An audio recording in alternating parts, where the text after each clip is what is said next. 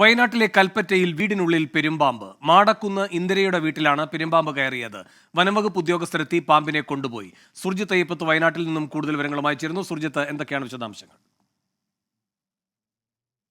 ാണ് ഈ മണിയങ്കോട് ഒരു വീടിനുള്ളിൽ പാമ്പിനെ കണ്ടെത്തിയത്. ഇത് പെരുമ്പാമ്പാണ്. മാടക്കുന്ന് ഇന്ദിരയുടെ വീട്ടിലാണ് പാമ്പ് കയറിയത്. ഒരു കോഴിയെ കൂട്ടിൽ നിന്ന് കൊന്നു തിന്നിട്ടുണ്ട്. ഇതിനുശേഷമാണ് ഇത് വീടിനകത്തേക്ക് കയറിയത്. ഉടൻ തന്നെ വീട്ടുകാർ വനംവകുപ്പ് ഉദ്യോഗസ്ഥരെ വിവരമറിയിച്ചു. കൽപ്പറ്റയിൽ നിന്ന് വനംവകുപ്പ് ഉദ്യോഗസ്ഥരെത്തി. ഏതാണ്ട് അരമണിക്കൂർ ശ്രമത്തിനൊടുവിലാണ് ഈ പാമ്പിനെ പരിധിയിലാക്കി അതിനെ നേരെ റെസ്ക്യൂ ചെയ്ത് കൊണ്ടുപോയിട്ടുണ്ട്.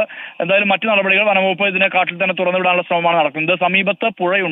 ഈ പുഴയുടെ തീരത്തുനിന്ന് ഒരു പക്ഷേ കയറിയതാകാം എന്നുള്ള സാധ്യതയാണ് കാണുന്നത്. എന്തായാലും മറ്റു നടപടികൾ വനംവകുപ്പ് സ്വീകരിക്കുന്നുണ്ട്. ശരി, സുർജിത്ത് അയ്യപ്പത്താണ് വയനാട്ടിൽ നിന്ന് വിവരങ്ങൾ നൽകിയത്.